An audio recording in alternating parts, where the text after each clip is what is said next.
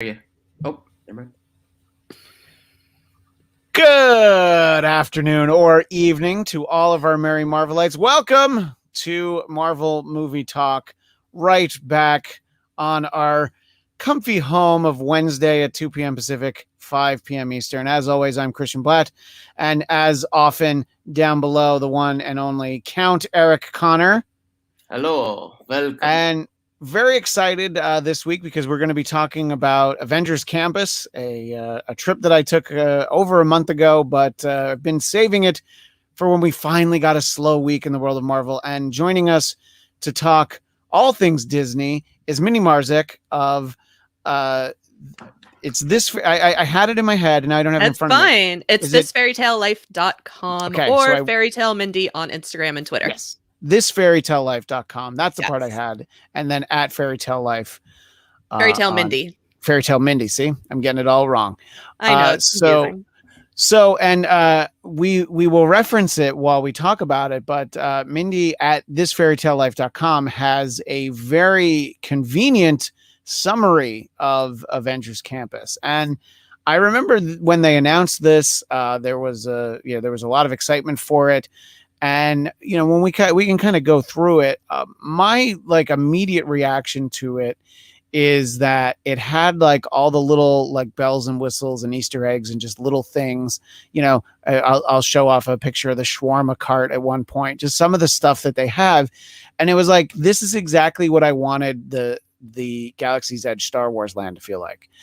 My problem with Galaxy's Edge Star Wars land is that they want it to feel like it's a real place within the Star Wars universe. So there's no Star Wars music, and it's like no one knows what Star Wars is. Nothing says Star Wars. And then the part that surprises me, the merch suffers because there's not merch that says Star Wars on it. I'm like, well, I kind of don't want that.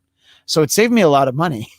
But I think that obviously though, you get to hang out with Chewbacca, you get to fly the Millennium Falcon. There's some great stuff about it, but it's what I wanted was for it to be more like this. So what did you think? Just sort of overall feelings. You've done a good job of exploring the Avengers Campus, Mindy. Just some of your overall thoughts, what you think the best things are, and we can focus on some of the things that you feel like could use some more work.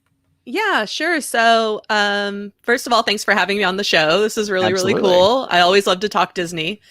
So I will just say right now that I consider myself a casual Marvel fan. I have not seen all the movies. I am not a hardcore Marvel fan. Okay, cool, Eric. Yeah, no, not at all. Not at all. I've seen a good chunk of them, and I will say that going to Avengers Campus almost made me more of a Marvel fan because I think they did a really good job with it. It is a very immersive land. Everything looks really, really cool. They have different areas. So if you want to see Spider-Man, you can go to the Spider-Man area. If you want to see Doctor Strange, you can go to the Doctor Strange area. They have the Dora Milaje walking around doing a show at different times. So it kind of feels like no matter what your favorite Marvel character or team is, there's something for you there. And I also think that, different from Galaxy's Edge, which you touched on and said that it's meant to be a place that you visit. And with Avengers Campus, they built it in a way that they can adapt to whatever is going on in the Marvel Cinematic or Disney Plus universe right now. And you can't really do that in Galaxy's Edge because they limited themselves to, well, this is Batuu. It's one planet, the bad guys are over here and the resistance is over here. And that's pretty much all that we can do. Whereas Avengers Campus can be very fluid and can change with whatever is popular.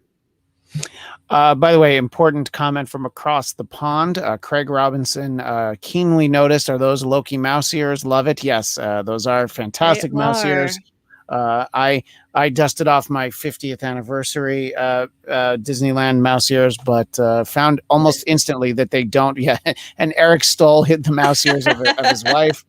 I found that my ears don't really fit on while I have headphones on, so that's a little bit problematic.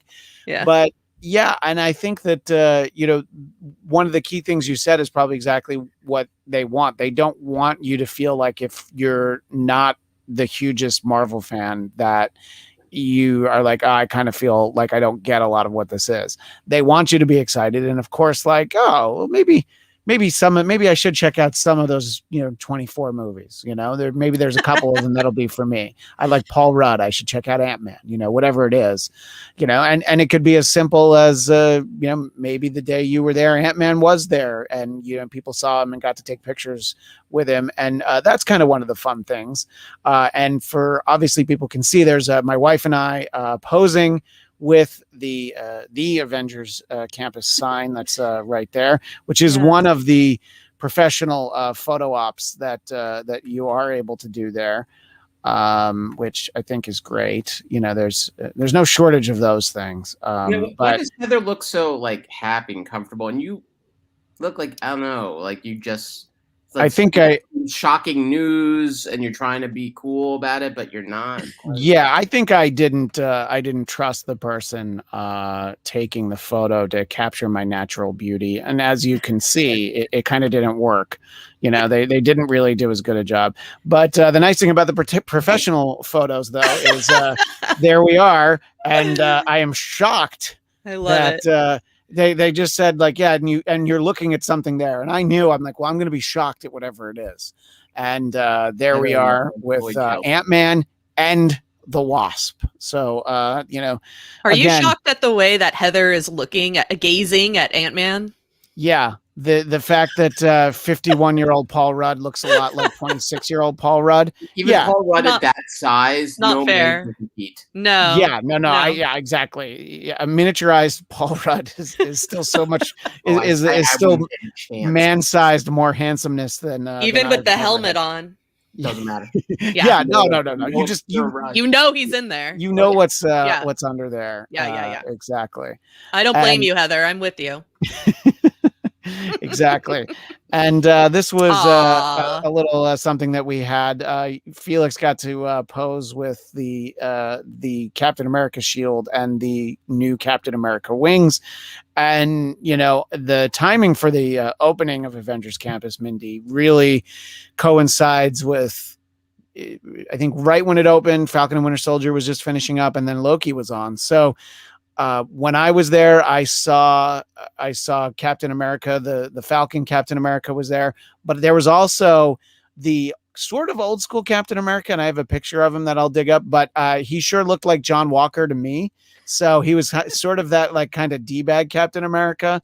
And I'm like, did they just cast a guy and that's what he looks like? Or did they try to like, no, let's try and get that one, let's try and get that one. But and then the picture that I want to show is one that I know, Mindy, you went, and this was not there when I went, but you actually got to interact with he's not the Prince of Darkness, that's Ozzy Osbourne, the Prince of Lies. You actually got to go see Loki in his TVA uniform. I did. Yeah. So this was a surprise. I actually went to Avengers Campus, not the weekend it opened, but the following week. And it was on a Tuesday and a Wednesday are the 2 days that I went, and Loki premiered on Wednesday. And so Tuesday when I was there, it was classic villain Loki, classic movie Loki with the full garb and the horns, as we were used to seeing at Disney California Adventure before Avengers Campus opened. And then all of a sudden, Wednesday, I went back and there is Prisoner Loki on the same day that Loki premiered. So they were ready to go. They also, not pictured here, they had the TVA guards who let him in and out of the area. And I just think that it's so cool that they plan this ahead and they have the ability to do this. And as the weeks went on, whenever a new episode dropped, they would have Loki in a different outfit. So he has his outfit with his suit, his TVA suit and tie with the variant jacket. And then it changed. At one point, they had President Loki from episode 5, I believe it was. Oh, yeah. Nice. And now that the show is over, they seem to be sticking with TVA Loki with the rolled up, the suit and tie, but the rolled up sleeves.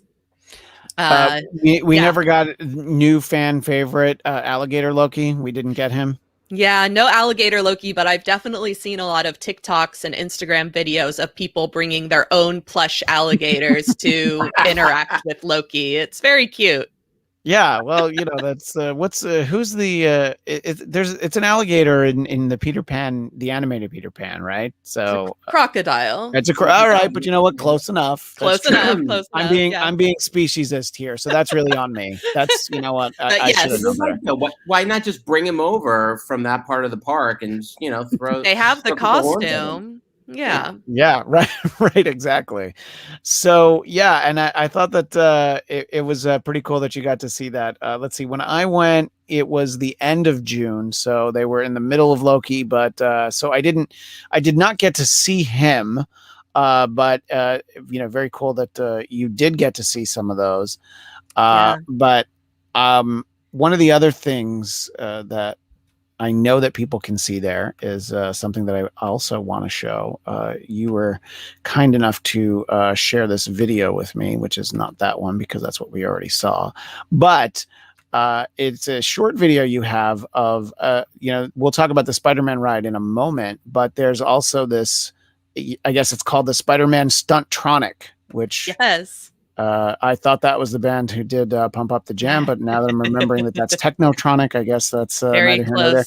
I don't think I'm smart enough to be able to put the sound on, but I think people will see it anyway. There he goes. Woo. You know, and I mean, that's right there is impressive enough that I think the fact that they've got somebody on the payroll who's going to just go ahead and do that jump just for the sake of a handful of park guests who might be around.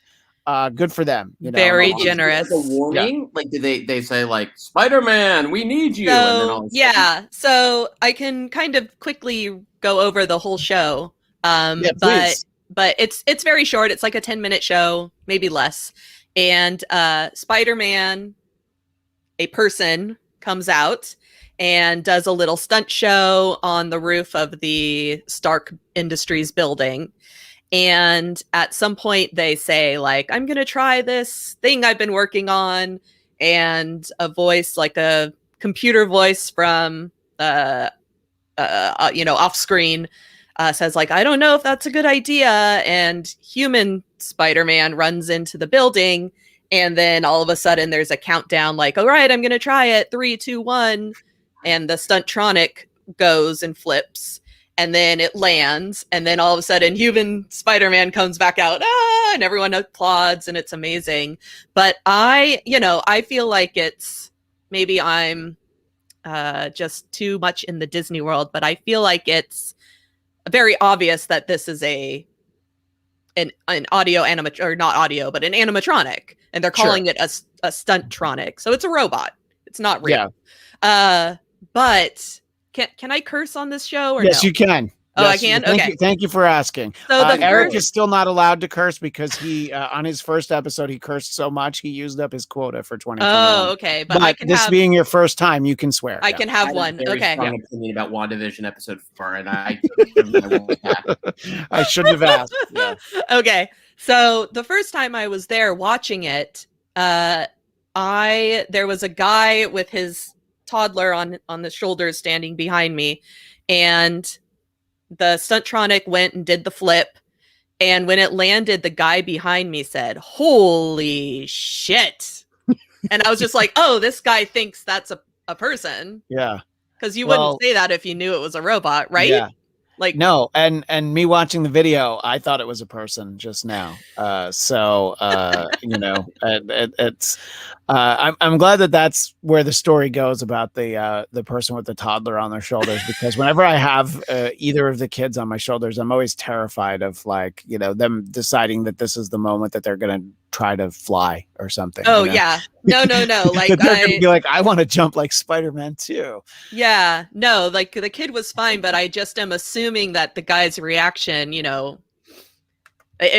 was very impressed. I'll just put it that way. So, Yeah, but I was no, just like, exactly. oh, I And think some people don't realize this is a robot doing that giant Olympic style flip in the air. yeah. Well, let's talk about, by my estimation, the only actual ride at Avengers Campus is the Spider-Man ride, the Web Slingers ride, Yeah. and which I think is great. I think it's well done for people who've been to Disneyland and have gone on a lot. I feel like the sort of mechanics of the ride itself is very similar to Midway Mania, the Toy Story ride, which my kids love the Toy Story ride. Lucy was terrified of the little robot spiders on this, so that was problematic. Well, yes. And then Felix, who he's 6 now, he was very frustrated because the cool thing about this ride is that you're shooting webs the whole time to try and hit bad guys. He couldn't get his webs to actually hit anything. Yeah. So I can understand the frustration. Look, the first time I went on Buzz Lightyear, I probably only scored like 500, So it's it takes him. As you get older, these things, they become easier. You understand how to use your web, when not to use your web. Yeah. Right, exactly. Yeah. So, but I thought that it was really well done. There were a lot of cool, like just in the waiting area. I've got some pictures of stuff that I can cycle through as we go through it. But and there's a short video where they explain it, and it has Tom Holland in there as Peter Parker. And, as with anything, it's like depends on how much you want to pay attention as to whether or not you want to understand the story. And I don't know. I think that this is a well done ride. What did you think of Web Slingers, Mindy? Yeah, I liked it. I'm going to make just a very quick correction, and that is, yes, Web Slingers is a new ride, but technically Guardians of the Galaxy Mission Breakout is now considered a part of Avengers Campus. So technically it has 2 rides. Right. I didn't realize that was part of that because they switched that over from Twilight Zone Tower of Terror a couple of years ago, because I remember going on that pre-pandemic. And I will say, hot take for all the Marvelites in the audience, as much as I like Guardians of the Galaxy, the ride was way better as a Twilight Zone ride. The story doesn't make any sense. I like seeing the Guardians characters, but I was like, it's like it just opens in the same place. The ride itself moves the same way, and they made the story around it. It wasn't as fun, but it's still cool. It's a great ride for people who are ready to be dropped. Eric, I assume you went on the Twilight Zone version at some point of this ride. I've been on both, and both versions. And I mean, Tower of Terror, I think it was also so custom fit for Twilight Zone. It was built for Twilight Zone. So when you try to, I don't know, you put perfume on a pig, it's still a pig, as they say back in your part of New York, Christian. Upstate. Yeah, but what they also say there, but it's still bacon, so okay. or where I grew up, Scrapple. Yeah, so I think that's the issue. It's like Tower of Terror is like a perfect ride, and so the mechanics of it are similar, but the theme feels very much jerry-rigged. Like they just try to sort of shove a theme onto this thing, and I'm always up for seeing the Guardians. I absolutely adore the franchise, but it does feel kind of like bizarre leftovers from a meal I remember liking a bit more. Yeah, what's Mindy? They did change it over. It was a couple years ago, right? So it was a while ago now. How do people feel about that changeover from Tower of Terror to it's called Guardians of the Galaxy Breakout? Is the Mission Breakout? It's there's always going to be people who are purists and prefer the Tower of Terror, and there's people who love Marvel and Guardians, and so they're happy to go on it. And there's people who just like, I don't really care what the theme is, I just want the excitement of the drop and of the ride. So I think that, I hate to say it, but I think that Tower of Terror was getting kind of stale. People weren't riding it as much as capacity wasn't as high as they wished it was, so they had to do something. And Marvel was the big thing. is still a big thing. So, and now with Avengers Campus, it fits right in. So, it always has a huge wait time. So I think, I think it's popular. I don't like drop rides, so I don't care for either of them. But it's wasted land for me. Have you tried each version at least once just to test it out, or were you just like, no, I'm good, I know how the ride works? I did Tower of Terror. Yeah. And after doing Tower of Terror once, I was just like, nope, I'm good. I got it. I don't care what the theming is. If Dameron was like sitting on my lap, I wouldn't do it. Well, maybe. I don't know. But I know you went a little too far, because then you'd be like, all right, maybe I can just close my eyes. I was just like, maybe actually. No, no, I don't think I would. I would probably barf on him, and that would not be attractive. So no, is it the drop that you're not a fan of? Like, I don't like the movement. Just yeah. But anyway, but back to Web Slingers. The project is the Slinger, and this is just outside where you can see me with Tom Holland, where he actually somehow looks, I don't know, like 10 years older than he does in the Spider-Man movies. But, and then, I'm impressed they got him to speak with his American accent, because usually anytime that he's not playing Peter Parker, you hear his British accent. But there's a lot of cool stuff to, I posed with a few other things besides that. But just give me your personal thoughts, Mindy, on the Web Slingers ride, and then tell us, how people in general are talking about it, especially if there's something that they don't like about it. We like to dwell on the negative on this show. Oh, perfect. You'd fit right in on Diz Twitter. Shout out to Diz Twitter if you're watching. So personally, I enjoy it. I enjoy Midway Mania. I enjoy Buzz Lightyear Astro Blasters. I enjoy any type of ride where there's like, it's like a video game and you get a score at the end and you try to remember your score and do better the next time. I think that's really fun. Like anything where it's interactive and it's different every time is fun for me. I'm not that great at them. So part of me is just like, am I just going to get my feelings hurt if I go on this again and get a lower score? But, I think it's a lot of fun. I think the technology is crazy. With Buzz Lightyear and Toy Story, you have a mechanism that you point at the screen. And with this, you're literally just using your hands, and it tracks the hand movements to throw webs. And I just think that's a little mind-blowing. Like, I know that other theme parks have this technology. And I would say probably I would say there's two complaints that I've seen. The first one is that, no, this isn't new technology because some other theme parks have it. Yeah. That doesn't bother me, because if it's new to the Disney park, then it's new to me. I don't go to other theme parks. So I'm impressed by it.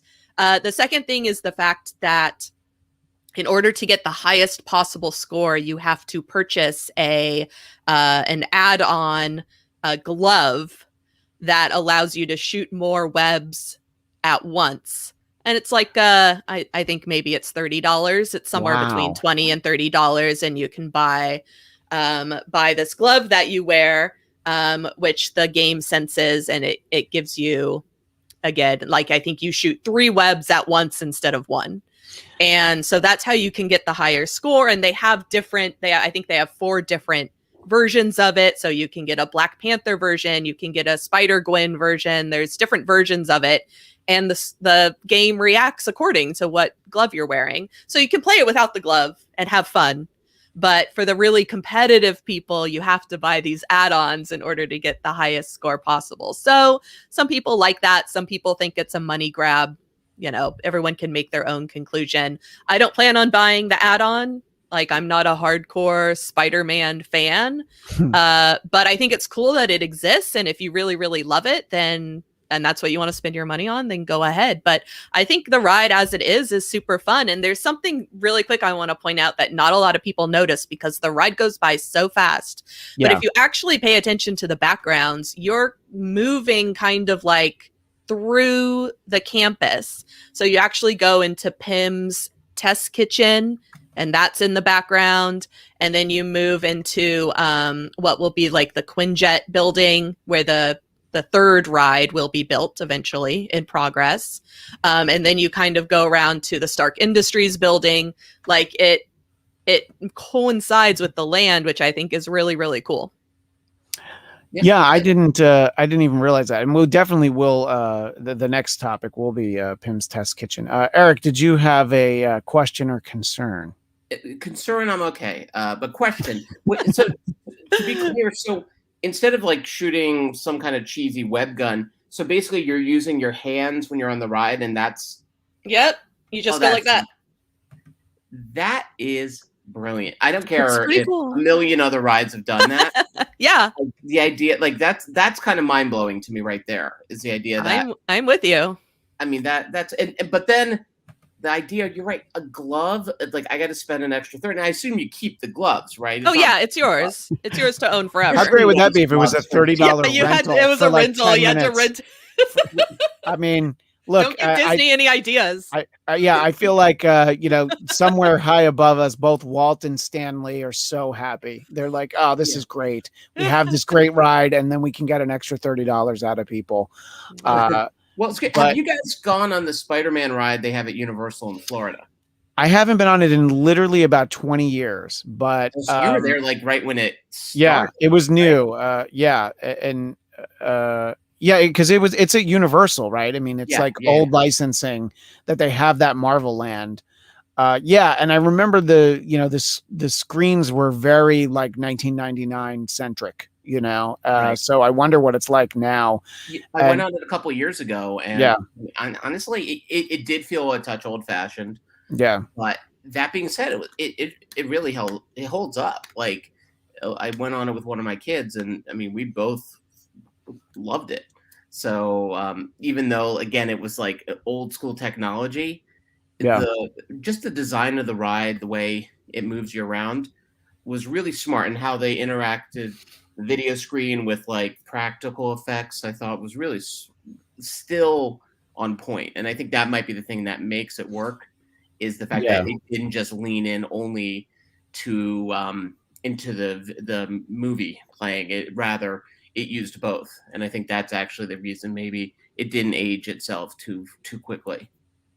Yeah, that's one thing that I will say people are commenting on with using the Tom Holland pre-show is, Tom Holland isn't going to be Spider-Man forever, as much as maybe we would like him to be.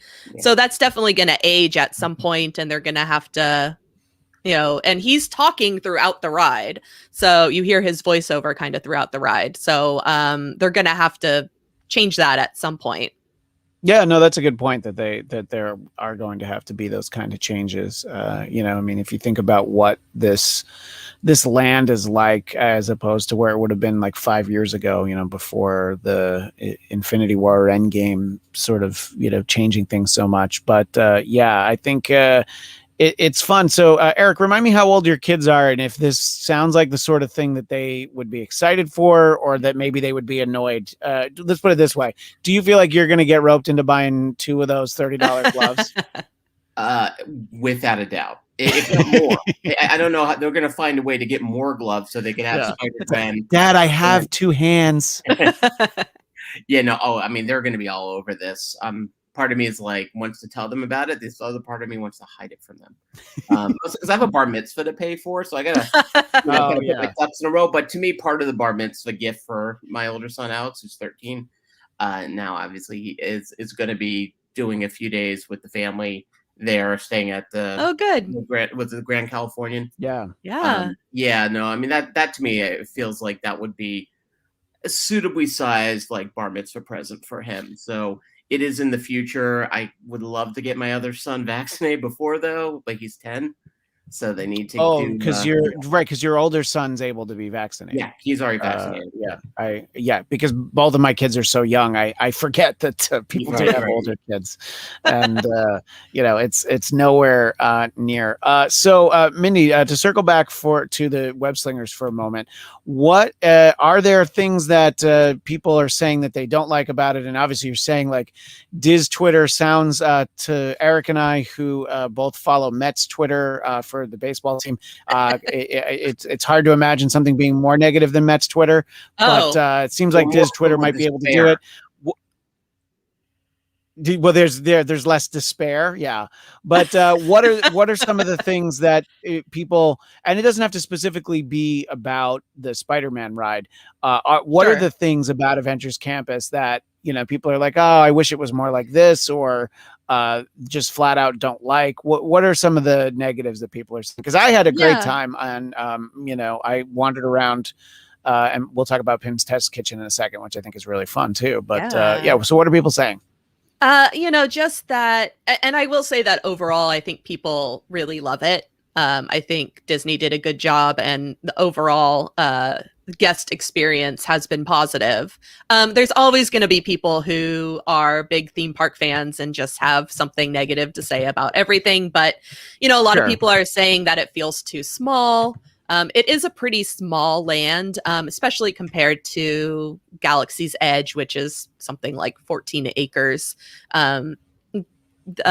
Avengers Campus is much smaller. They had a much smaller footprint to work with. I felt actually like walking through it, I felt like it felt roomier than I was expecting. But, everyone has their opinions. And then, a lot of people thought that it was a little bit...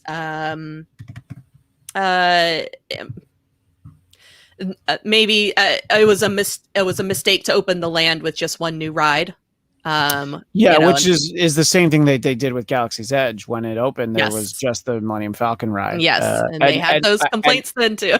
for me personally, I'd rather it open with 0 rides if they're not done yet, so that we can at least walk around and see the stuff and get excited. But I do think that that's valid, that you would like there to be more rides. And here's the John Walker Captain America who was there the day that I went. He's not very Chris Evans-y. Kevin Egan actually makes the same point. Is that U.S. agent or Cap? The answer is yes. Yes. But whoever you want it to be. Yeah, it's whoever you want it to be. Yeah, and so this whole section of California Adventure, there wasn't anything there, or did they have to take something out? Because it didn't connect that area over to where Tower of Terror used to be. So was this all undeveloped land, or did they have to take some stuff out to make room for Avengers Campus? So what they did is, what used to be there is a land called Bugs Land. Oh, okay. And that was built maybe, 2003, 2004, very shortly after Disney California Adventure opened in 2001. And it was, by all accounts, a complete disaster. And so they very quickly started thinking about how they could develop the park into something that was a little more kid-friendly. And Bugs Land was one of the very first things that they changed. So they made this based on the Pixar movie A Bug's Life. And it was kind of like a land where you walk through and you're shrunk down to the size of an ant. And all of the rides felt like carnival circus type rides, which fits in with the movie. And there's big towering clovers and grass, and, everything is made out of benches are made out of popsicle sticks and things like that. So it's a small bug in a big world. That was still a very popular land when it closed a couple years ago to make way for Avengers Campus. But I think that perhaps the property was just a little outdated, and kids today didn't really know what A Bug's Life was. And obviously Marvel is huge, and they needed to do something to create kind of a Marvel area, and that's just what had to go. So rest in peace, Bugs Land, but Avengers Campus obviously has been a big hit and will continue to be a big hit for decades, I'm sure. Yeah, and are there currently plans to open similar Avengers campuses at some of the other parks, whether it be Orlando or overseas? Yes, so Walt Disney World, there's no plans for now. Avengers Campus is actively being built at the Studios Park at Disneyland Paris. Oh, okay. And there is, I don't remember which one, but one of the Asia parks, I want to say it's Shanghai, but don't quote me on that. But I want to say it's Shanghai Disneyland, is they are adding an Avengers Campus. Yeah. I've been to Hong Kong, Disneyland Hong Kong, and I don't know that there's a ton of room for them to add to. I've also been to Tokyo Disneyland, but it was like more than 25 years ago, so I don't really remember, and it's probably a lot different than when I went there. But yeah, I can see them, definitely wanting to have some of these attractions. Maybe you just put the Spider-Man ride somewhere where there's room for it or whatever. But yeah. So, okay. So obviously a big part of spending the day at Disney is eating.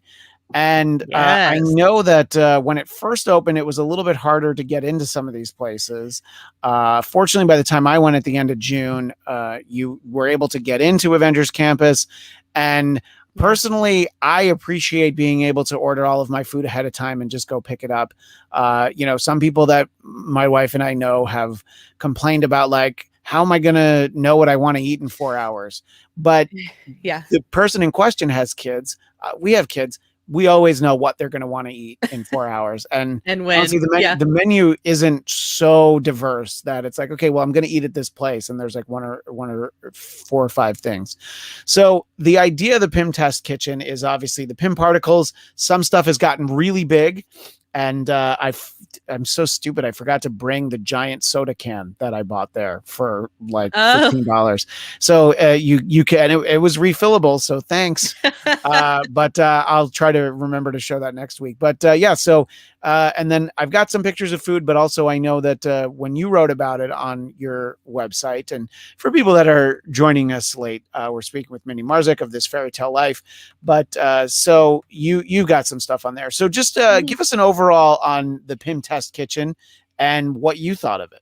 Yeah, I again, like you said, the whole premise behind it is it's the Pym particle technology, and it can grow food or shrink food. So it's food that we traditionally know, but served in kind of a unique way. There are giant pretzels that are bigger than your head.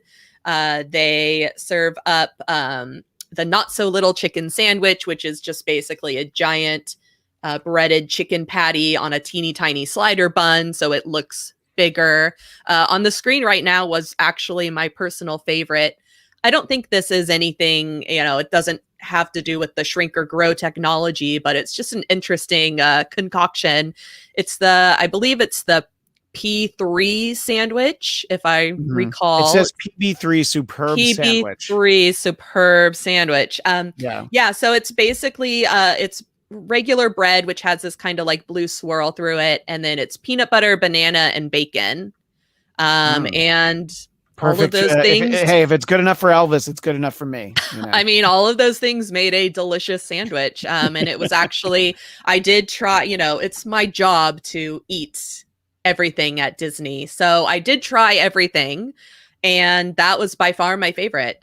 People also really like that chicken sandwich. I found mine to be a little dry, but people I spoke with who went on other days said it was fine. They liked it. There's the giant chicken sandwich. So what did you think?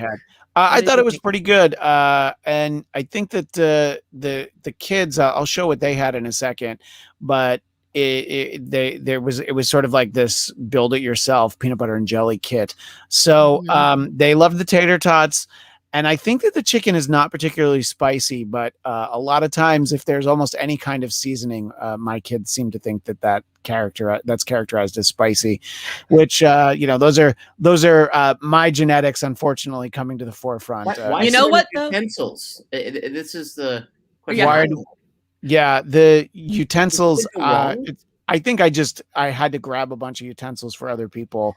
And look, it's really hot that day, and it's your mind isn't clear. Yeah, we did not have a lot of shade covering when we were there, but in your kids' defense, that sauce that they put on the chicken sandwich, it does have a little bit of a kick to it. So I'm gonna defend them. No, that's good. Well, good. They'll appreciate that. Yeah, let them know. Auntie Mindy is on their side. Uncle Count is not defending them and saying to step it up. Yeah. All right. Boo. It's I realize now that I needed to flip this photo, but that's all right. So this is this is the build it yourself, and they didn't want to have those little jelly boba things, which made things actually very difficult for them to eat this lunch. immediately realized I could have bought one of these and instead of the two that I bought, but I ate a lot of this and it was fun to like make the peanut butter and jelly. I think for a little bit bigger kid, it would be fun. You know, just the idea though is that a lot of what's offered at the Pym Test Kitchen is obviously it's experiments. And yeah, Mindy, you mentioned the giant pretzels, which I was just like, I don't know, there were 6 of us there, but we were definitely not going to be buying that giant pretzel because I would have been walking around all day with that thing. And I already got the stupid oversized soda can that I bought so I could show on the show and then forgot to bring downstairs. But that's neither here nor there. I will say that when I went with 3 of us, we were able to, between the 3 of us, we were able to get through that pretzel. So if you have a group, it should be good. And then can I just touch on the $100 sandwich real quick? I was actually going to ask you about that. Yeah. So people are losing their minds over this $100 sandwich. However, it's a sandwich that feeds 8 people. Right. So what they do is they sell a pimnini, and it's a panini with it's like an Italian. To me, it tasted like pizza. And but you know, it's kind of like an Italian sandwich with some tomato sauce on it, and you can get one for yourself, or you can order the $100 one, which is 8 of them, and it comes displayed as if it's one big sandwich, but it's cut off or it's cut up, and it comes with a big side of salad and a big side of tots for 8 people. So if you are in a large group and you all want a sandwich that tastes like pizza, then it's a good value. So when you see the $100 sandwich on the app, that is what it is. I bought the not $100 yes version. I believe it's exactly that is this. That is it. Yeah. But Eric, if you and I have a mandate together, we can get the $100 sandwich, and I feel like we don't need to share it with anybody. It'll be like in the Tramp, except it'll just be Tramp and Tramp. It'd be Tramp and Tramp. We would just be right in the middle. Yeah, but I thought that the food was fun there, and you know, it's like I said, being able to order it ahead of time was really a blessing because, you know, just having to worry about it is, you know, worrying about finding stuff and then the waiting in line to order. Especially on a hot day. Waiting in line to pick up is something totally different. I wanted to ask you about, because I went with the kids, I did not try these, but I know that when you wrote about them on your website, you did post about there were the Pym cocktails, and I don't know if and you can see them here, delightful. I love the presentation of all things Pym. What did talk a little bit about the I don't know what these drinks are and how they were. Sure. So first thing I'll say is I've heard a rumor that they've stopped selling these beaker plastic cups, something to do with final licensing. I don't know. But apparently you just get a regular cup now. You do not get the plastic beaker, which I thought was very fun. So that's a shame. But yes, so they do right next to Pym's Test Kitchen is Pym's Tasting Lab. Where they sell cocktails and beer and wine. It's a microbrewery, folks. I love that. And yes, very fun. But these are 3 of the cocktails that they serve there. These are actually the 3 cocktails that they have that do not have beer in them. And unfortunately, I have a barley intolerance, so I am not a beer taster drinker. But I do love a good cocktail. So I did a taste test for these.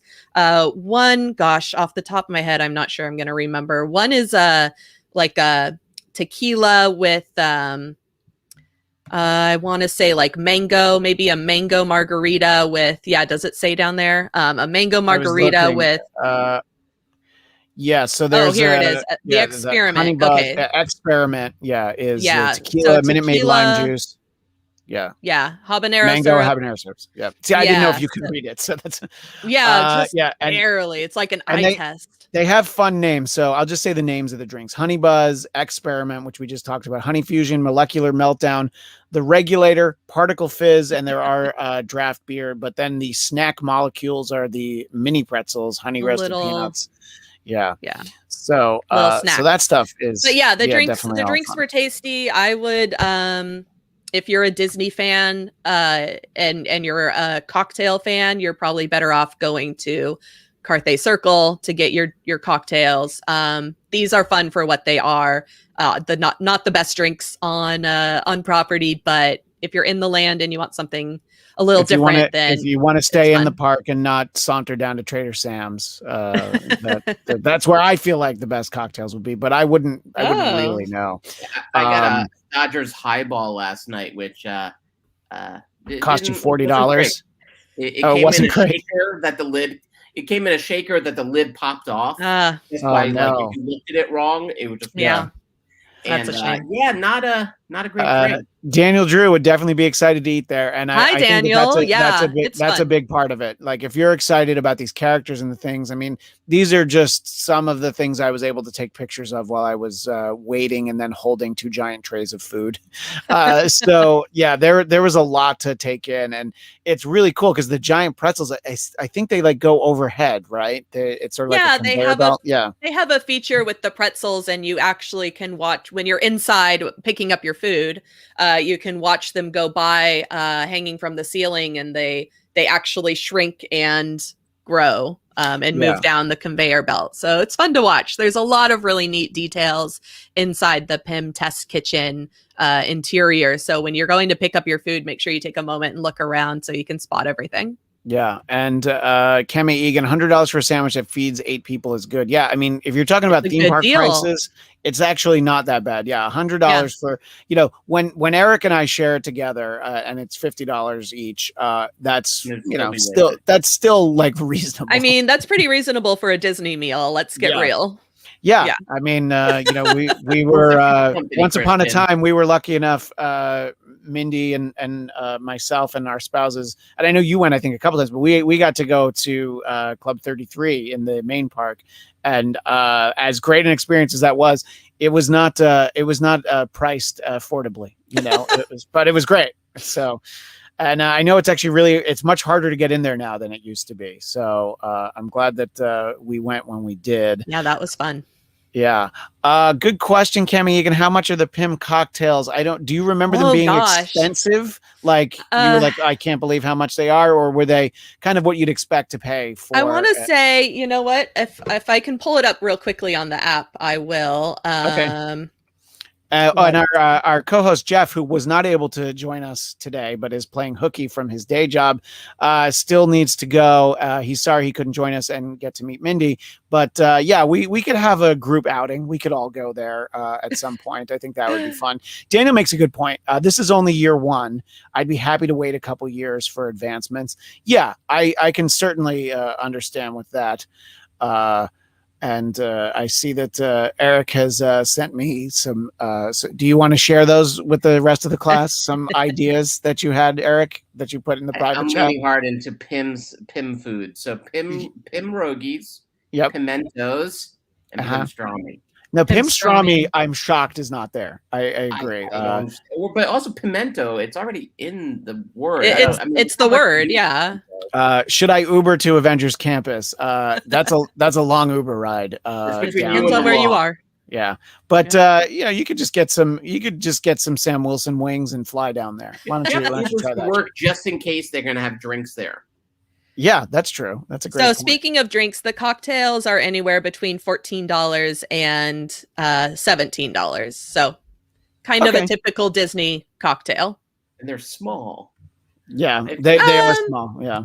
That picture makes them look smaller than I think they are. It's like a standard drink you would get at Lamplight Lounge. But in terms of props that I did remember to bring, I didn't just put my purchase into a plastic bag. I bought one of these nice Avengers Campus tote bags. It was $1.50, and I'm gonna say yes, bags should be free, whatever. No, but it was only $1.50. So, and then on this side, it's got Spidey, and this is specifically referencing the actual Spidey ride. But for $1.50, it's not bad. But then, of course, because I actually spent money on it, I'm not putting anything in it because I don't want the handles to break. So right there, I guess I could carry. I should have put my gigantic soda can in there.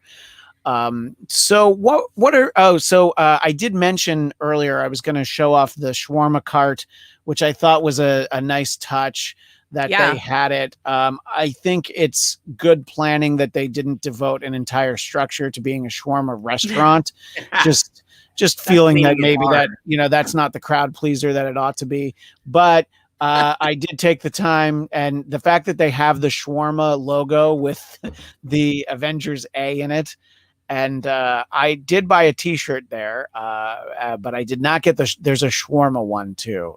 There's one that says, I forget what it says. It says shawarma. Maybe it's for the shawarma palace or something. But I was very excited to see that the shawarma cart was there when I went. But what are I feel like we must be missing something else that's there. There's the character interactions, which we talked a little bit about. Captain Marvel was there when I went. She was up by the Quinjet. What were you going to say, Eric? I was just going to ask, in terms of what characters came around, did they have any obscure ones, like Easter eggy kind of characters or references that were sort of hidden in there that maybe would be lost on a more casual Marvel fan, but would reward the Christians of the world?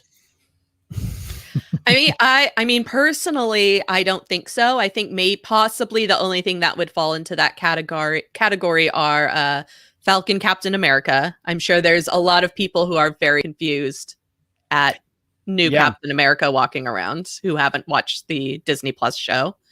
And when did Loki go to jail? And TV Loki. Did I miss the last season of Orange is the New Black where Loki checked in? Yeah, because I'm sure he is gender fluid.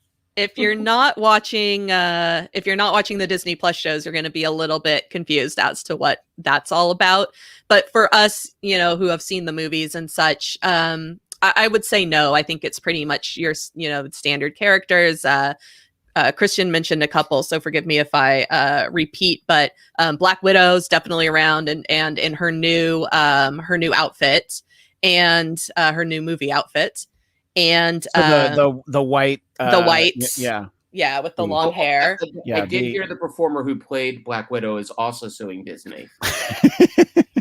Well, she wants obviously she wants her money. Any merchandise that was sold after she did a stunt show, obviously she should get a cut. But Captain Marvel, Ant-Man and the Wasp often appear together. Black Panther. There was some kind of big presentation that was happening, but it was way too crowded and the kids were already cranky, so we kind of went the other way. But the Dora Milaje was there, and they were doing something which was really cool. The little bit that I saw of it. They do a training show, and what they do is they kind of march across the campus, and it's incredibly intimidating. They play the Black Panther music, and they just look at you like they're going to destroy you, and know that they can. And and they march down, and then they go to there's like an outdoor stage area where some of these characters do their meet and greet, and they do a training show. So they, you gather around, and they'll pick some people from the audience to come and learn some fighting defensive moves and some chants, and then they march off as scary as they were when they came in. It's really cool. It might be my favorite as far as character interactions go, or a show that you watch. It might be my favorite on campus. So it's better than the old High School Musical parade that they used to do. That was fun too. No High School Musical slander. Hey, I was just asking a question, and Jeff, who was in the chat and is not with us today, when we all did shows over at AfterBuzz TV, Jeff did the High School Musical, the series. So believe me, I know better. All right, great comment from Sky the Boss. Avengers Campus. Think Avengers Resort, Spa, Hotel, and Casino. $50 a night. I think you left a zero off of that, Sky the Boss. $500 a night, I think, is what it would be. Sounds like a dream to me. Put it in West Palm Beach, Florida. Call it Marvel Land. I mean, honestly, I would put it somewhere that there isn't already Disney property. I wouldn't put it in Florida. You know, I don't know what ground they need to conquer, but I do love the idea of anything like that. This is a fun idea. Maybe one day there'll be a huge giant man animatronic. Maybe when Ant-Man and the Wasp: Quantumania comes out, there'll be a reason to have a huge giant man at some point. Roz JD, just to prove that you are not banned from my YouTube channel, there's apparently a Disney casino in Bermuda. So I actually did not know that. I didn't know that either. Yeah. So, okay. So I want to make sure we don't miss anything that was there, but it was fun. And I, you know, with a lot of these Disney things, it's so great to go with my kids and see how they experience these things.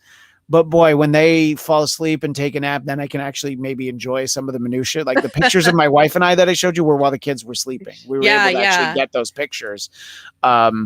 But I just really we didn't really talk about the Inner Sanctum Doctor Strange area at all. Yeah. So just to touch on it, he does do a show in the evenings, afternoons and evenings. So it looks really cool at night because there's a lot of lighting involved. But Doctor Strange does do a little magic show, if you will, for about you know, don't send me emails. I know it's not magic or whatever, but he does a little show. But the Inner Sanctum area is very cool. I found myself just like wanting to sit in this very like Zen area of the land. And, you know, I just like to grab my drink and I sit and, you know, child-free life. I sit and I just people watch and enjoy my drink and just kind of watch everything that's happening around me. And it seems like there's always something to see at Avengers Campus, whether it's a show that you can hear in the distance or it's a character walking by to get to his or her meet and greet area, or you can go on the ride or you can get a snack or so. There's just feels like there's always something going on. I think that they did a really good job with it. It's really cool to just sit there and absorb it all. So you would feel that this was a success. They did a good job in creating this land, and you know, I focused on some negatives about Galaxy's Edge, the Star Wars land. There's a lot. I think that that's really well done too. I think I just wanted it to have sort of a fun feel like this does, but you know, I think that those are the two big additions at least the California parks over the last few years. And I think that they're really impressive. I mean, just walking around Galaxy's Edge and just looking at everything, you know, it was a lot of like, I have to take a picture of that door, you know, like this entrance to the men's room. It like looks like the Death Star or something, you know, I can't remember exactly all of it, but there was so much stuff that was like that. So I think that attention to detail is like, well, sure, it could look like a regular door, but let's have it look like something cool. You know, I think that in both cases they did that. And I think for the most part, I'm going to assume people are happy with this, except you're talking about the Diz Twitter types who are going to complain about everything, right? Yeah, I would categorize it as a success. You know, when I went there before, there was a huge line to get in. That was back in the social distancing days. Now there's generally not a line to get into the land, but it's very crowded. People love it. And I just love the way that they can change things up depending on what's popular in Marvel at that moment. I think it's a good addition to the park. And, you know, just talking about both Disney parks in general, if there was one attraction that's been gone that could come back tomorrow, which would you like it to be? I understand the reason why we're getting the changeover for Splash Mountain, but boy, I have always loved that ride.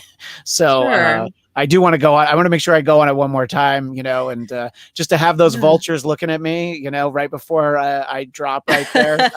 That's always been fun for me.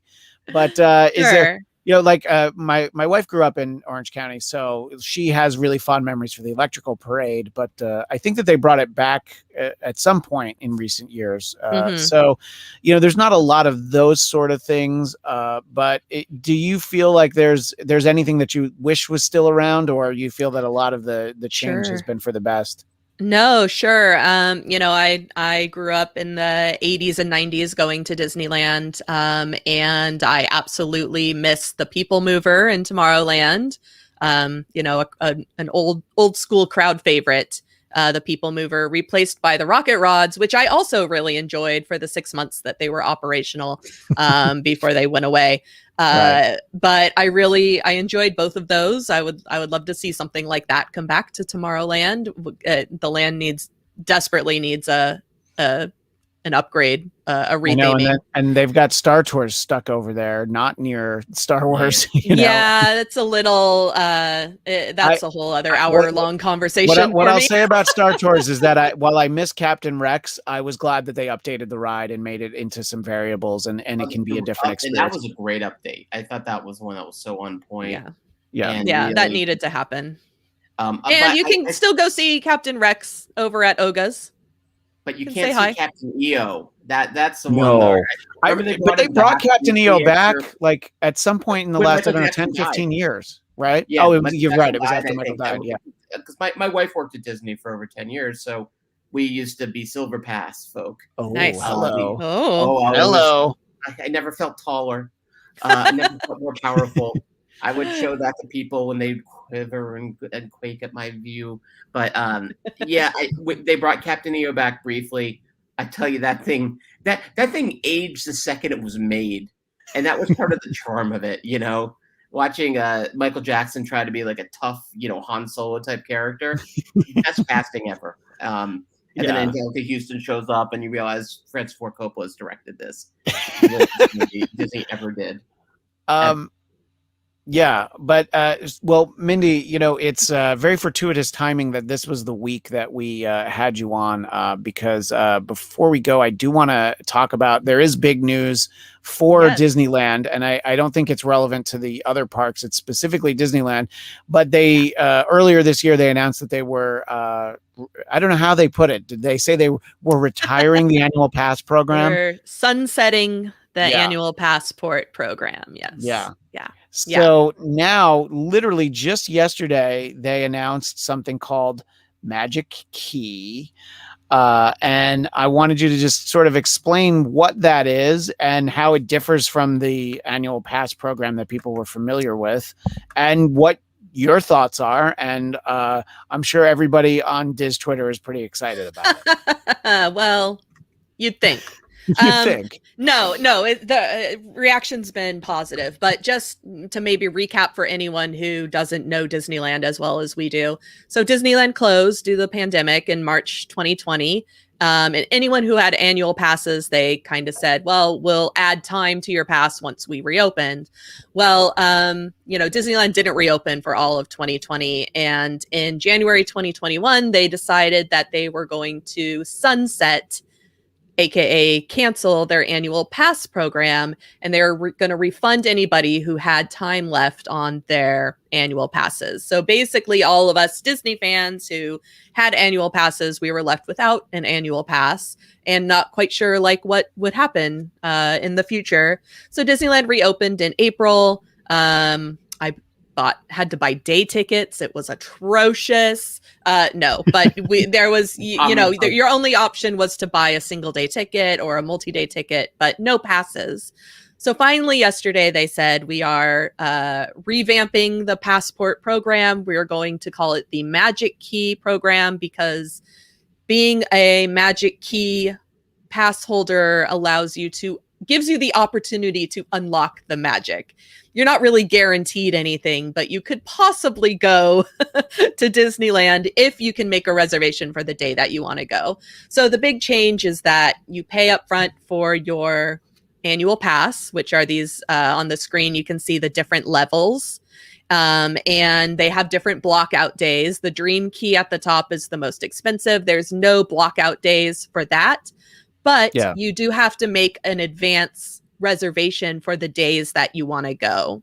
So part of the problem with this system compared to the old system is that there were a lot of pass holders who lived very close to Disneyland who would just drop in. They would, decide at 3 p.m. that they wanted to go have dinner at the park at 4 p.m.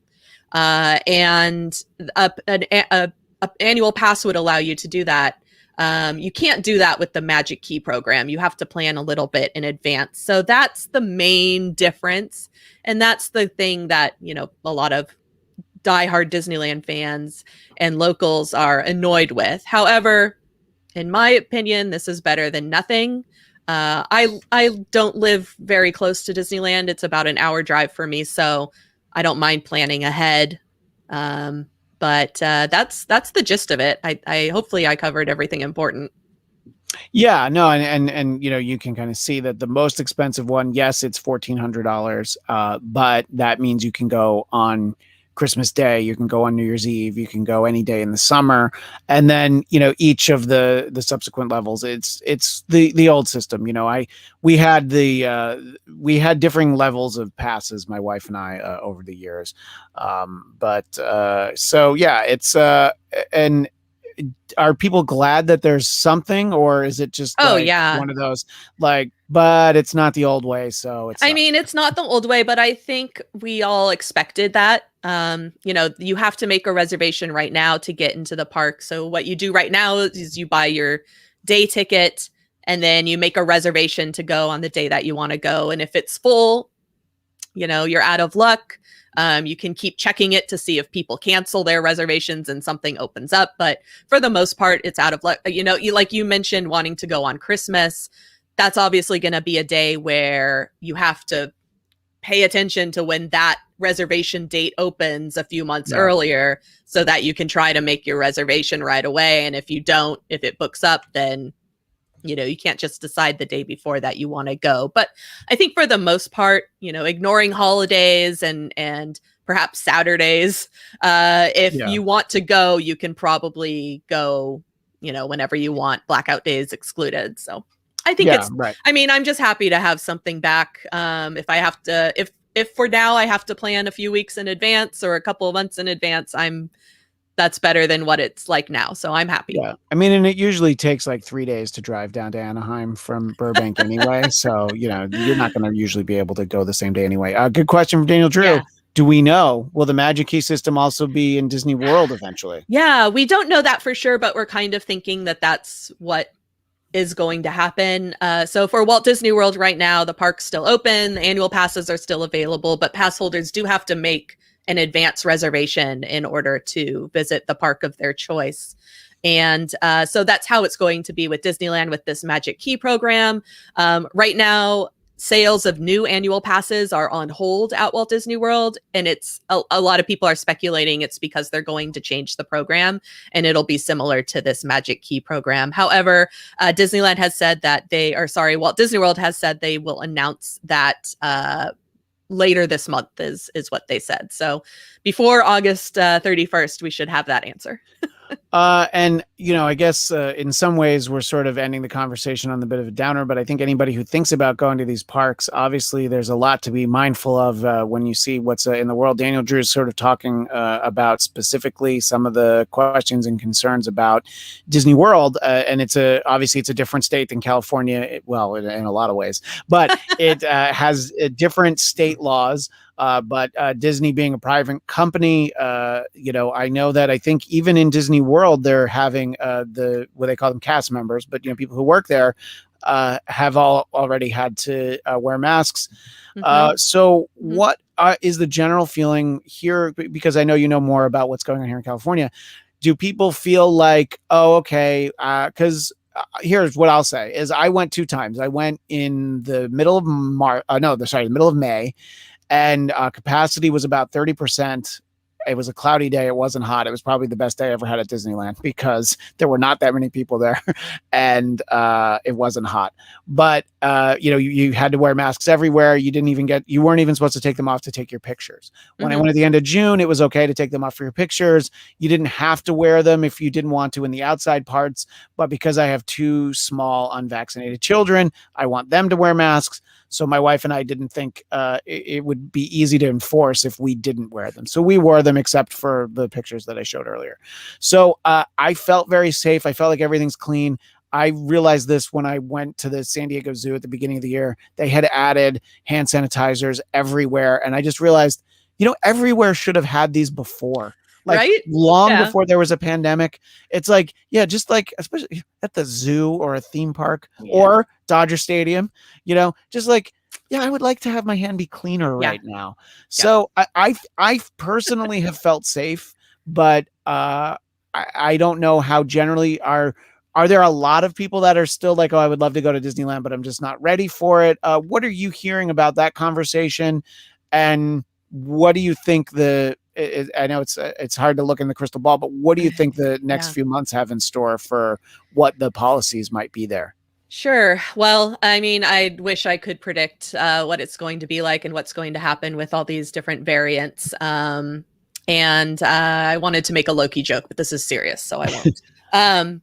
But I will let you know that we have made that joke on this show. No, I know. Yeah. So you don't have to. Variant was I'm saying, actually, we did have a series of variants that looked like all of us on the show, and one of them was the Delta variant. So that's Eric. So see, you can still be a nice person. And Eric, don't worry, I haven't forgotten your latest Photoshop that I will show before we're done. But anyway. But so obviously I don't know what's going to happen, and if we're, it feels like we're starting to go backwards a little bit, but just to recap what Disneyland's current rules are right now, everyone is required, regardless of your age. Well, that's not true. Everyone is required, regardless of vaccination status, to wear your mask indoors. So that counts as attractions. When you're actually riding an indoor attraction, you have to keep your mask on. That goes for all guests ages 2 and over. So 2 and up, you have to wear a mask. I know that's very frustrating for a lot of parents of 2 and 3-year-olds who may not want to wear a mask. That is the current rule. Cast members are, doing their best. When I am there, I'm not seeing them constantly going up to parents of 2-year-olds and asking them to make sure that their kid's mask is over their nose. But, that's what the rule is. And cast members are great about reminding people when they come into shops or when they go inside an attraction that's indoors to put your mask back on. Masks are not required in outdoor areas. And of course, masks aren't required in indoor areas if you're actively eating or drinking. So while you walk into a restaurant, you should wear your mask and leave it on until your food or beverage arrives, whatever is first. Employees, cast members do have to wear their masks, regardless of vaccination status. And right now, it was just announced that the Walt Disney Company is going to make it a requirement for all of their employees to get vaccinated against COVID-19. A lot of the employees at Disneyland are union members, so they need to work out that agreement with their unions. Sure. But I think we're going to get to a point where all cast members are going to have to be vaccinated unless they have a medical or religious exemption. All that being said, there's always going to be people who don't like the mask rule. There's always going to be people who maybe are overly cautious and want to keep their mask on when they're outdoor. You're going to have people with varying degrees of comfort. And, I just say, as long as you're following the rules of the venue that you're at. So if you're at the Disney park, and you want to go to the Disney park, then you need to just follow their rules, which is right now, you have to wear a mask when you're indoors. And if you think that you can't follow that, or your kids might have a tough time with that, then it just might not be a fun day right now. And you might just want to wait until restrictions are lifted. I don't know if Disneyland is going to move to a model where they're going to require vaccine passports in order to enter the park. I think they would do that before they do another shutdown. So we'll just see what the future holds. But that's my final thought is if you can't follow the rules of the private venue that you're going to, then skip it for now. And just for you personally, like I said, I felt safe when I was there. Do you you go obviously much more often than I do. You feel safe when you're there now compared to a couple months ago? Did you feel a little safer, maybe because of the way other people were behaving, or how does it feel now versus when it first reopened? Sure. Well, I was fully vaccinated when Disneyland first reopened, so sure. I felt fine. I felt very safe, and I actually said that I wouldn't go to a theme park until I was vaccinated. So I'm very glad I was able to get vaccinated before Disneyland's reopening date. But I did go to Downtown Disney a couple times before getting vaccinated, and it's always kind of bothered me, the people who say like, well, Disney felt safer than going to Target or going to the grocery store.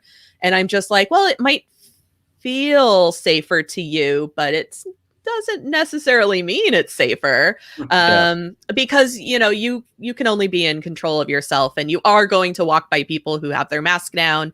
You are going to walk by people who aren't washing their hands properly. You are going to walk by people who may have the sniffles and think it's no big deal. Like these are just variables we cannot control going out into the world.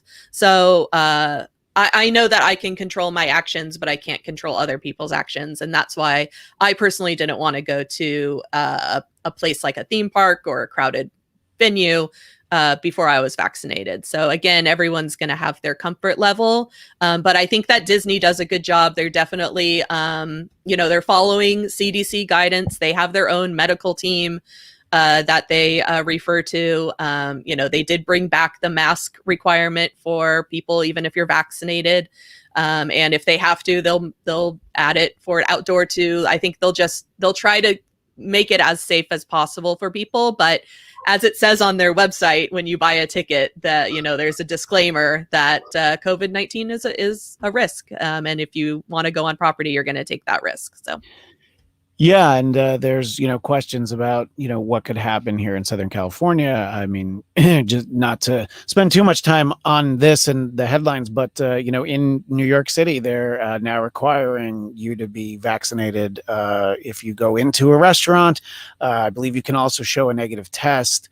So yeah, I mean that could end up very much becoming part of what you have to do to go. I mean, when Dodger Stadium first reopened, they had these vaccinated sections where you actually, and I knew people who sat there, they did actually check. They made you show them that you had the white card or at least a picture of it. So yeah, we could end up with that. But I think you touched on it, Mindy. They're going to do whatever they can to make sure they're able to stay open. Yes, especially I think throughout the rest of the year. And I think that they still want their movies to come out. For our Marvel friends, Shang-Chi is the one movie that the first MCU movie that this is really the second one this year, but that's their first big release that is going to be, at least as of now, only in theaters. That's not going to be available on Disney Plus Premier Access. So I think that what happens with that, if it does get released that way, and then how it's received, that'll really tell us a lot about, because there are rumor-filled clickbait things going out about movies for next year, like Doctor Strange and the new Thor movie, about them moving, but it's actually not based on anything other than people trying to get clicks. So we're not really talking that much about it, but it's entirely possible. But I think they want to see how these next ones go. Eric, I know you sent me a question in the private chat about some of the tchotchkes that I bought at Avengers Campus, I'm curious. Especially when you go a lot, I wasn't sure, Mindy, if you always buy stuff, or is it like Vegas where you got to just bring cash and leave your credit cards at home? Well, for me, I'll answer real quick. For me, I didn't really buy any souvenirs. Except for those sweet ears. Except for these, yeah. Well, I got these outside of Avengers Campus. Don't tell anybody. But they sell these throughout the parks and downtown Disney. But I did bring home my Pim's tasting lab cups that are no longer apparently being made. So that was kind of my valuable. Yeah, well, I mean, yeah, maybe. So I have those. That was kind of my souvenir. But they have gift shops abound. They have T-shirts, they have mugs, they have whatever you want, costumes. They have it. As a person who goes frequently, ears are my weakness. So Marvel aside, I tend to buy any new pair of ears that comes out, which is a feat. And Mindy, how many ears do you have? Oh, I just met you, so I know that's a very private question. It's a very personal question. Yeah, I don't want to push the boundary. It's over 100 pairs at this point. That's but I don't know. One wall with all of them, like some people with Nikes. No, I would love to have that if I had the space. They're just all in different areas of the house. Like some are in bins, some are in baskets. It's a mess. They're overflowing. The first time I saw the Oswald Lucky Rabbit ears, it was very hard to resist buying those because they looked so cool. But I'm like, I have so many ears that I don't wear. I know, yeah. So I did not buy them, but I think when ears fit this perfectly on your exactly. I suddenly put these on and I look like well, I don't want to say out loud what I look like. It ain't nice. So I will just allow you all to formulate your own opinion of what this turns me into. But Eric, you before we went live, you showed you had like the Thanos. Is it the Thanos sipper? This is actually a lamp that I bought. Oh. So it's not plugged in now, but I could try to plug it in before the end of the show. So yeah, but they did have something like that to drink out of. Yeah, they have a Thanos. I have that. Yeah, I have a Thanos mug. Yes. Oh, okay. You do have it. Okay. But remember, I lost all the stones. So in essence, I think all he has the power now to do is to scratch the lower part of his own back.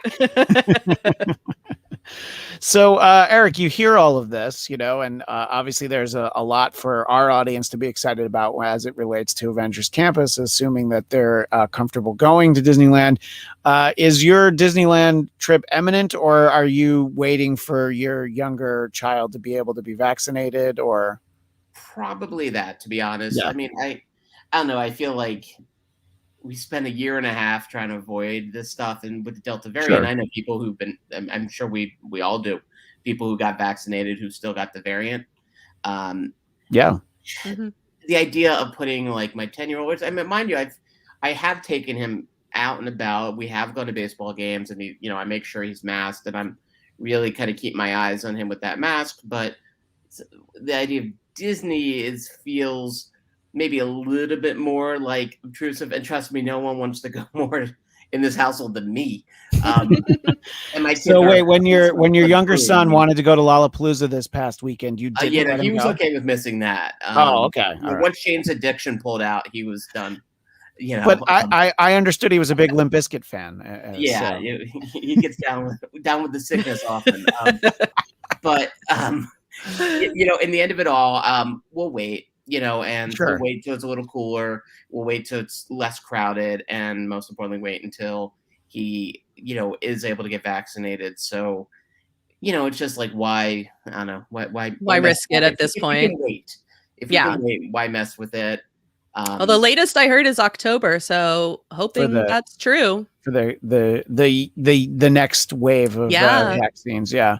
I think I'll end up. I believe what will happen is I'll end up sort of in a situation where you are, where, my 6-year-old will be able to be vaccinated, but not my still 3-year-old won't. Yeah. So, but yeah, I think it's, I understand people who feel either way about it. And I think that it's important to be careful. And if you're at all nervous, you don't want to spend Disney money on a long weekend where you're going to be worried the whole time, and then be worried for like the 2 weeks after you're home, So I get it. Erotic at home for much cheaper. But Eric, what about going without your kids? Is that something that's in the cards? Well, it depends. Okay, if I can hide it from my children, because I can lie. Yeah, that might be one of those. Like, where were you? Oh, nowhere. Yeah. Why do you smell like churros? Because I always smell like churros. Yeah, come on. So, if I could get away with it, I mean, honestly, like my wife and I have been without the kids for a couple weeks, so I floated that, but then she got a cold, nothing more serious. And so then it was sort of, that conversation was quickly shelved. And I think we still deal with the fact that after having a silver pass for over 10 years, it always takes us a little longer to actually spend the money to just go to Disney. Yeah, that makes sense. We still kind of remember the golden days when we were treated like upper class folk. We could go around and get our discounts and be treated like royalty, like accounts, like I really am, I referenced it. For one day, I was one of those people in Club 33 looking down on everyone else, and it felt great. So the final point, Eric, out of all the stuff that we talked about and showed off in the last hour plus, what's the thing that you're most excited about? Is it the giant pretzel that we actually didn't show you? Yeah, well, right. I mean, I think the temptation of not seeing it means, in my mind, you have no idea how large this pretzel is. Yeah. It is a massive undertaking, which I'm all for. I might never put a parachute on my back or climb El Capitan, but going after that pretzel feels like a life goal, achievable one. That all being said, honestly, that Spider-Man ride looks pretty fun. It's fun. I would have liked to have gone on it again, but it was one of those things where like right at 7 a.m. I had to like jump on the reservation, and it took so long to get through the parking structure, which Mindy knows all about, that I actually thought we were going to miss our window, but we made it within like 15 minutes, so we were okay. But yeah, I would like to be able to go and get a chance to go on that again. Well, Mindy, I want to thank you so much for bringing us your expertise, but also spending so much time with us. And we mentioned it all earlier in the show, but tell people where they can find you, where they, and I'll tweet out the link to the article that we showed and make sure everybody knows where they can follow you. But please tell them all here where they can find all that stuff. Sure. So my website is thisfairytalelife.com. If you want to find my Avengers Campus article, it's pretty easy. Just Google Fairy Tale Life Avengers Campus, and it should be the first thing that pops up. And then you can find me I'm pretty active on Instagram, at Fairy Tale Mindy. I do have an Avengers Campus highlight there on my main page if you're interested in seeing my personal videos from Avengers Campus during opening week, and then on Twitter as well at Fairy Tale Mindy. If you watch the show, please drop me a Twitter note and say hi, or Instagram DM. Happy to answer questions about Disneyland. So thank you, Christian and Eric, for having me on. This was fun. And Eric, and of course, leave it to a Brit to be so polite. Thank you, Craig. Very nice of you. Thank you, Craig. And Eric, where do people keep in touch with you? Well, if you want to see me in my Black Widow costume, Craig, you have to go. One, be a little patient. I'm just working on getting one leg into the costume right now. You can catch me over on Instagram and Twitter at Conner. And if you're really bold, you can find me on Facebook somewhere, Eric Adam Conner. Whoa. And, what's that? Facebook. Facebook, yeah. Facebook. And I think I still have an active MySpace account. Well, good. Yeah.